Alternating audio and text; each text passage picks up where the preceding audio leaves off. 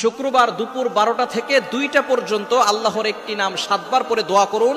আল্লাহ আপনার সকল দোয়াগুলো কবুল করবেন, মনের নেক আশাগুলো আল্লাহ তাআলা পূরণ করে দিবেন। মনে রাখবেন, জুমার দিন হচ্ছে ফজিলতের দিন। জুমার দিন হচ্ছে সাপ্তাহিক দিনের ভিতরে সর্বশ্রেষ্ঠ দিন, leader of the all days, সকল দিনের হচ্ছে সর্দার, সাইয়্যিদুল আইয়াম।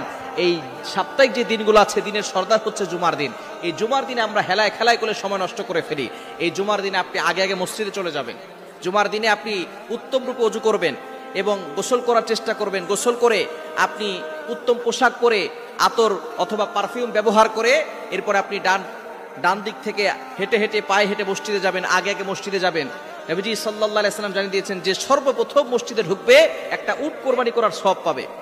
এবং সে যদি একেবারে খতিব সাহেবের সামনে বসে এবং খুতবা চুপচাপ করে শুনে নামাজ পড়ে, আল্লাহ পাক রব্বুল আলামিন তার প্রতি কদমে কদমে 1 বছর নফল ইবাদত করার সওয়াব দান করবে। এরকম ফজিলতপূর্ণ আমল আমি আর অন্য কোথাও পাইনি। নবী সাল্লাল্লাহু আলাইহি ওয়াসাল্লাম জানিয়ে দিয়েছেন জুমার দিনের জন্য আগে আগে মসজিদে যাবেন। মসজিদে গিয়ে আপনি আল্লাহ তাআলার একটি নাম 7 বার পড়বেন। জুমার দিন দোয়া কবুলের দিন।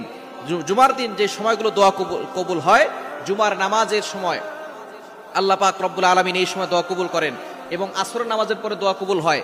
ইমাম আবু হানিফা রাহমাতুল্লাহির মাযহাব অনুসারে বিশুদ্ধ মত হচ্ছে আসরের নামাজের পরে দোয়া কবুল হয়, জুমার দিন আসরের পরে মাগরিবের পূর্বে। তবে জুমার নামাজের পরেও দোয়া কবুল হয় এবং ইমাম সাহেব, খতিব সাহেব যখন খুতবা দেন 2 খুতবার মাঝখানে দোয়া কবুল হয়। এগুলো হচ্ছে কিছু কিছু প্রসিদ্ধ মত যে সময় দোয়া কবুল হয়। আপনি জুমার দিন 12টার পরে 2টা পর্যন্ত এই সময় আপনি দুরূদ শরীফ পড়বেন 11 বার। এরপরে আল্লাহ তাআলার একটি নাম পড়বেন 7 বার। নামটি হচ্ছে ইয়া রহমান, ইয়া রহমান, ইয়া রহমানু। আপনি এটা 7 বার পড়বেন। এরপরে আপনি আল্লাহর কাছে দোয়া করবেন। দুরূদ শরীফ 11 বার পড়বেন। দুরূদ শরীফের কারণে কিন্তু আপনার দোয়াগুলো আল্লাহর আরশে গিয়ে নক করে। অনেকে আমরা দোয়ার সময় দুরূদ শরীফ পড়ি না। দুরূদ শরীফের ফজিলত হচ্ছে যে ব্যক্তি দুরূদ শরীফ পড়ে, আল্লাহ পাক রব্বুল আলামিন এই দোয়াটা সাথে সাথে আরশে আযমে গিয়ে পৌঁছায়, আল্লাহ তার দোয়াগুলো কবুল করেন। আর দুরূদ শরীফ না পড়লে এটা মুআল্লাকুন, ঝুলন্ত পেন্ডিং অবস্থায় থাকে, এটা আরশে আযমে গিয়ে নক করে না। এজন্য 11 বার দুরূদ শরীফ পড়বেন। এরপরে 7 বার আল্লাহর এই গুণবাচক নামটি পড়বেন, ইয়া রহমানু, ইয়া রহমানু। এটা 7 বার করে আল্লাহর কাছে দোয়া করবেন।